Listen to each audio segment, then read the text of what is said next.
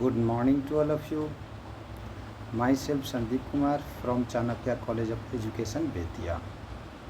My dear student, आज की जो मैं यह कक्षा ले रहा हूँ यह DLED सेकेंड ईयर वालों के लिए है, जिसका नाम हो जाता है स्वयं की समझ यानी S4, जिसके अंतर्गत हम लोग देख रहे हैं इकाई 2 में मैं आपको आज बताने जा रहा हूँ चिंतन का अर्थ और उसकी विशेषताओं के बारे में. तो चलिए हम लोग देखते हैं चिंतन क्या है. तो देखिए चिंतन क्या है, यानी कि व्यक्ति हमेशा अपने जीवन यापन को अच्छी तरह से निर्वाह करने के लिए क्या करता है, हमेशा सोचता ही रहता है.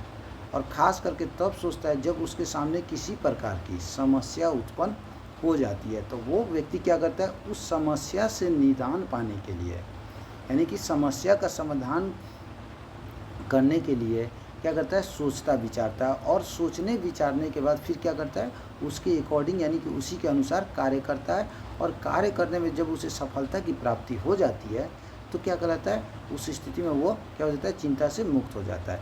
लेकिन दूसरे शब्दों में हम कहते हैं कि मनुष्य जन्म से लेकर यानी कि जब मनुष्य का जन्म होता है तो जैसे जैसे उसमें मानसिक शारीरिक बौद्धिक विकास होता है वैसे वैसे मनुष्य क्या करता है, हमेशा अपने जीवन को लेकर दूसरों को लेकर क्या करता है, सोचता विचारते रहता है. यानी कि सोचना विचारना ही क्या कहलाता है, चिंतन कहलाता है.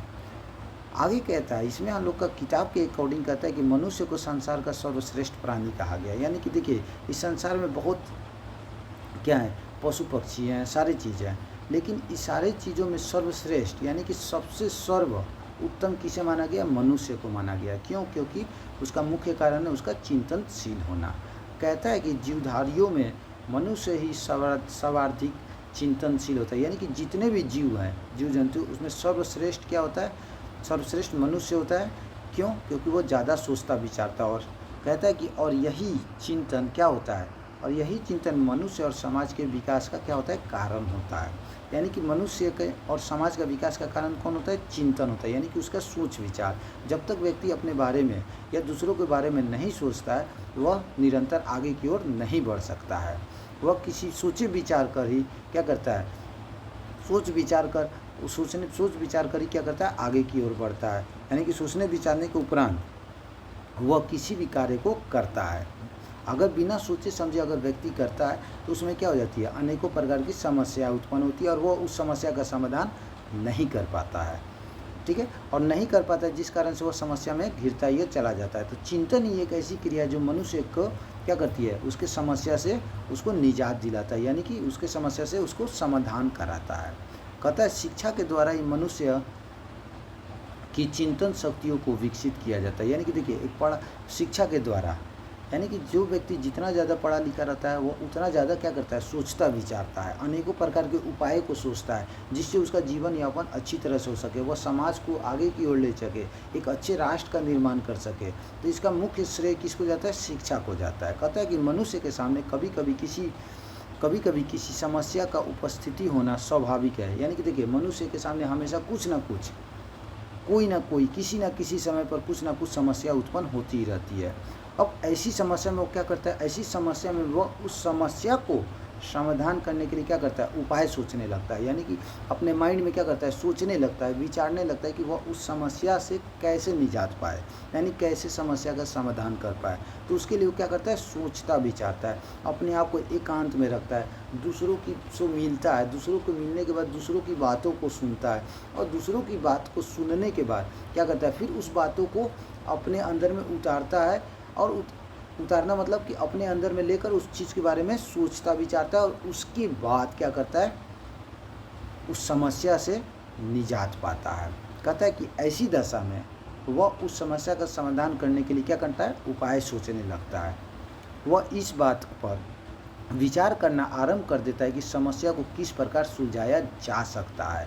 यानी कि इतना सोचता है कि कैसे समस्या उत्पन्न हुई, कहाँ से हुई, किस कारण से हुई, अगर हुआ तो फिर उस समस्या का कैसे निजात पाए. यानी कि व्यक्ति अपने आप को क्या करता है, कुछ समय के लिए उस समस्या जो उत्पन्न हुई है उसके अकॉर्डिंग अपने आप को ढाल लेता है.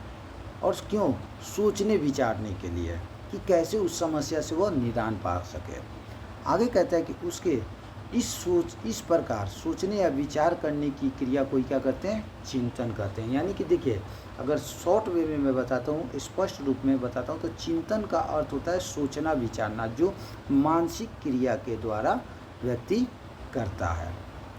आगे कहता है कि दूसरे शब्दों में चिंतन विचार करने की वह मानसिक प्रक्रिया है। दूसरे शब्दों में चिंतन विचार करने की वह मानसिक प्रक्रिया है जो किसी समस्या के कारण आरंभ होती है और उसके अंत तक चलता ही रहता है। यानी कि देखिए, चिंतन कब वो व्यक्ति में उत्पन्न होता है, जब किसी प्रकार का समस्या व्यक्ति में गिरता है, और यह कब तक खत्म नहीं होता है, जब तक कि व्यक्ति उस समस्या का समाधान नहीं कर लेता है। यानी कि जब तक वो नहीं करता है तब तक यह निरंतर वो चलता ही रहता है। जैसे कि मान लीजिए हैं कि अगर हम कहीं चोरी करते हैं या झूठ बोलते हैं, तो उस समय हम क्या हो जाते हैं, पकड़ा जाते हैं। तो उस समय हम पकड़ा जाते हैं तो क्या होता है, अब हमको अपने आप को बचाने के लिए हम लोग क्या करते हैं, सोचते विचारते कि क्या करें, कैसे करें कि हम अपने आप को निर्दोष साबित कर सकें। अगर हम लोग निर्दोष साबित कर देते तो ठीक होती है, अगर हम नहीं कर पाते तो क्या होता है, व्यक्ति सोचता ही रहता है, कोई ना कोई एक कुछ ना कुछ बहाना देता ही रहता है, सोच कर जो उसके मन में। यानी कि वह व्यक्ति जितना पढ़ा लिखा है, जितना उसका मानसिक विकास हुआ है, वो उसके अकॉर्डिंग क्या करता है, अंत तक सोचता ही रह जाता है, जब तक कि वो उस समस्या का समाधान प्राप्त नहीं कर पाता है। तो यही सोचना विचारना क्या कहलाता है, चिंतन कहलाता है। अब हम लोग देखते हैं चिंतन की परिभाषा। तो हमारे कुछ विद्वानों ने अनेकों प्रकार से चिंतन को परिभाषित किया है। तो चलिए हम लोग देखते हैं कौन से वैज्ञानिकों ने क्या कहा है। यहाँ कहते हैं रॉस के अनुसार, रॉस क्या कहते हैं, चिंतन मानसिक क्रिया का ज्ञानात्मक पहलू है या मन की बातों से संबंधित मानसिक प्रक्रिया है। यानी कि देखिए, मानसिक प्रक्रिया, ये मन यानी कि जो हम लोग सोचते विचारते हैं, वही एक क्या है, क्रिया होती है। जो सोचने विचारने की जो क्रिया होती है वो क्या कहलाती है, चिंतन कहलाती है। वैलेंटाइन क्या कहते हैं कि वैलेंटाइन कहते हैं कि चिंतन शब्द का प्रयोग उस क्रिया के लिए किया जाता है जिसमें श्रृंखलाबद्ध विचार किसी लक्ष्य या उद्देश्य की ओर अविराम गति से प्रभावित होता है। यानी कि जब हमें किसी लक्ष्य की प्राप्ति करना होता है या किसी चीज़ के बारे में सोचने का होता है, तो उस समय हमारे मन में क्या हो जाता है, चिंतन की क्रिया उत्पन्न हो जाती है कि हम कैसे अपने लक्ष्य की प्राप्ति करें, कैसे किसी समस्या से निदान पा सकें, कैसे अपने आप को आगे बढ़ा सके, कैसे दूसरों की मदद करें। तो ये सब जो होता है ना, हमारे मानसिक क्रिया के द्वारा होता है, और यही मानसिक क्रिया हमारा क्या कहलाता है, चिंतन कहलाता है। ये वैलेंटाइन कहते हैं। रायबर्न क्या कहते हैं, रायबर्न कहते हैं कि चिंतन इच्छा संबंधी प्रक्रिया है। चिंतन जो है इच्छा संबंधी प्रक्रिया है जो किसी असंतोष के कारण आरंभ होती है और प्रयास एवं त्रुटि के आधार पर क्या होती है, चलती हुई उस अंतिम स्थिति पर पहुंच जाती है जो इच्छा को संतुष्टि करती है। यानी कि यह जो चिंता हो गया क्या, एक हमारे इच्छा शक्ति के अकॉर्डिंग होता है, जो एक असंतोष के कारण उत्पन्न होता है, और यह कब तक चलता है, जब तक कि हमें पूर्ण रूप से उसमें संतुष्टि की प्राप्ति नहीं हो जाती है। ये रायबर्न कहते हैं। वारेन कहते हैं कि चिंतन एक प्रतीकात्मक स्वरूप की विचारात्मक प्रक्रिया है। इसका आरंभ व्यक्ति के समक्ष उपस्थित किसी समस्या या कार्य से होता है। यानी कि व्यक्ति के सामने चिंतन कब उत्पन्न होती है, या तो जब कोई किसी प्रकार का समस्या होता है या फिर वह किसी कार्य को करता है। यानी कि क्या होता है, यह कब आरंभ होता है, यह व्यक्ति के समक्ष यानी कि व्यक्ति के सामने कब उत्पन्न होता है चिंतन, जब वह किसी कार्य को करता है या जब उसके सामने किसी प्रकार की समस्या उत्पन्न होती है। जैसे कि मैंने इसको लास्ट में पहले बताया। आगे कहता है कि प्रयत्न तथा भूल से युक्त समस्या प्रवृत्ति से क्या होती है, प्रभावित होती है। इसके अंत में समस्या का समाधान मिलता है। यानी कि जितना हम ज़्यादा सोचेंगे, जब तक हम उस बारे में नहीं सोचते हैं, हमारे समस्या से हमको समाधान की प्राप्ति नहीं हो सकती है। यानी कि जब हम किसी प्रकार की गलती करते हैं तो उस स्थिति में क्या होते हैं, हम लोग उसके बारे में सोचते हैं, या किसी प्रकार के नए कार्य को करते हैं तो उस कार्य को कैसे आरंभ किया जाए, किस प्रकार से किया जाए, उसके बारे में सोचते हैं, और किस प्रकार से करने के बाद कैसे वो कार्य पूर्ण रूप से सफल हो, इसके बारे में हम लोग सोचते हैं। और यह सोच कब तक चलता रहता है, जब तक उस कार्य का अंत नहीं हो जाता है। ये तो वारेन के अनुसार।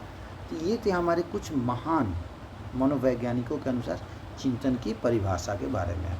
आगे कहता है, अतः इन परिभाषाओं से स्पष्ट है कि चिंतन मानसिक क्रिया का क्या है, ज्ञानात्मक पक्ष है। यह प्रक्रिया किसी विशेष उद्देश्य की ओर क्या करती है, परिलक्षित होती है, यानी कि एक विशेष उद्देश्य क्या होता है। इसमें इच्छा तथा असंतोष का क्या होता है, महत्व है। इच्छा तथा असंतोष मनुष्य को चिंतन के लिए क्या करती है, विवश करती है, यानी कि सोचने विचारने के लिए क्या करता है, विवश करता है। कौन, चिंतन। अब हम लोग देखेंगे चिंतन की विशेषताओं के बारे में।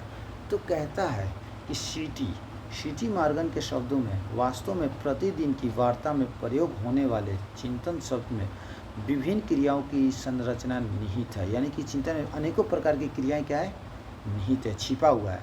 इसका संबंध गंभीर विचारशील क्रिया से है।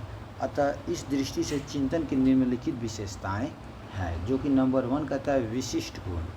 इसमें कहता है चिंतन मानव का एक विशिष्ट गुण है, जिसकी सहायता से वह अपनी बर्बर अवस्था से सभ्य अवस्था तक पहुंचने में सफल हुआ। यानी कि कहता है बर्बर, यानी कि एक ऐसी अवस्था जिस अवस्था में व्यक्ति को कोई नहीं जानता है, तो व्यक्ति क्या करता है कि बर्बर यानी कि सबसे निम्न अवस्था से क्या किया, एक अच्छी अवस्था में अपने आप को क्या किया, सफल बनाने में, यह अपना क्या किया, सफल बनाने में ये क्या किया है, अपनी सफलता को प्राप्त किया। किसके द्वारा, चिंतन के द्वारा। तो पहला हो जाता है विशिष्ट गुण।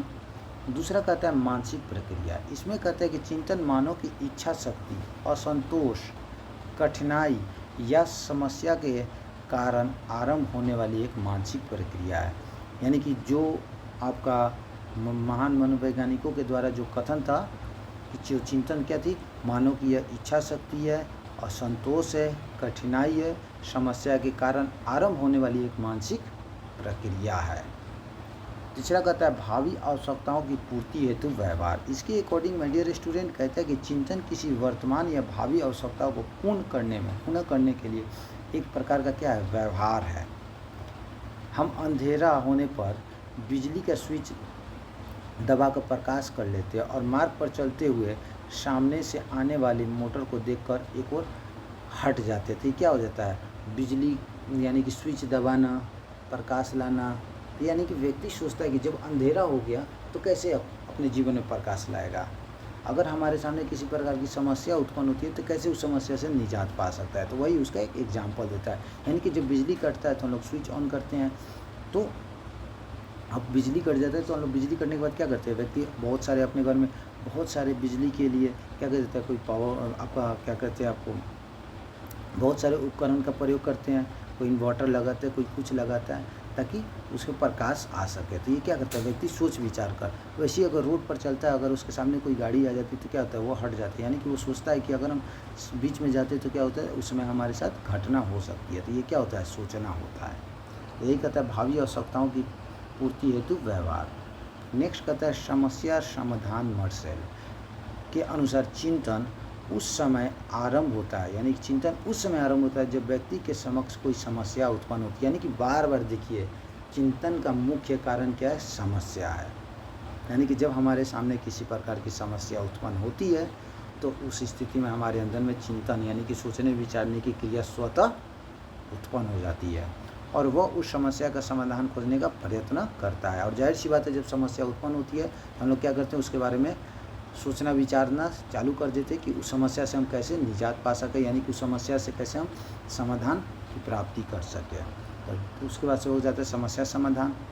और उसके बाद कहते हैं अनेक विकल्प, यानी कि चिंतन की सहायता से व्यक्ति अपनी समस्या का समाधान करने के लिए अनेक उपाय पर विचार करते हैं। यानी कि जब हमारे सामने किसी प्रकार की समस्या होती है तो क्या होते हैं, हम अनेक प्रकार के उपाय लगाते हैं कि किसी न किसी प्रकार से हम क्या कर सकें, उससे छुटकारा पा सकें। आगे कहता है कि अंत में वह उनमें से एक का प्रयोग करके अपनी समस्या का क्या करता है, समाधान करता है। यानी कि देखिए, किसी न किसी प्रकार का उपाय लगाता है, उपाय लगाते लगाते लास्ट में ऐसा हो जाता है कि कुछ ऐसा सोच उसका काम कर जाता है और व्यक्ति के सामने जो समस्या उत्पन्न होती है वो क्या होता है, पूर्ण रूप से खत्म हो जाता है। उसके बाद कहता है समस्या समाधान तक चलने वाली क्या प्रक्रिया, यह भी एक विशेषता है चिंतन की। यानी कि इस प्रकार चिंतन एक पूर्ण और जटिल मानसिक क्रिया है जो समस्या की उपस्थिति के समय से आरंभ होकर उसके समाधान के अंत तक क्या होता है, चलता ही रहता है। यानी कि जब तक हमारे सामने समस्या उत्पन्न होती है तो वो समस्या जिस समय हमारे सामने उत्पन्न हो जाती है तो उसमें क्या करते हैं, हमारे अंदर में स्वतः क्या हो जाता है, चिंतन की भावना स्वतः उत्पन्न हो जाती है, और यह भावना तब तक चलती रहती है जब तक कि हम उस समस्या का समाधान नहीं कर पाते हैं, जब तक हम उस समस्या का समाधान नहीं कर पाते। तो यानी कि यह समस्या के आरंभ से होकर और समस्या के अंत तक निरंतर चलता ही रहता है। तो माय डियर स्टूडेंट, आज हम लोगों ने देखा चिंतन के बारे में और चिंतन की विशेषताओं के बारे में। तो चिंतन क्या है? यानी कि सोचना, विचारना। चिंतन एक मानसिक प्रक्रिया है, जो कि अब मैं आपको शॉर्ट वे में बता रहा हूँ। चिंतन एक मानसिक प्रक्रिया है जो व्यक्ति के सामने किसी समस्या, जब किसी प्रकार की समस्या उत्पन्न होती है तो व्यक्ति उस समय क्या करता है? सोचता, विचारता है कि वो उस समस्या से कैसे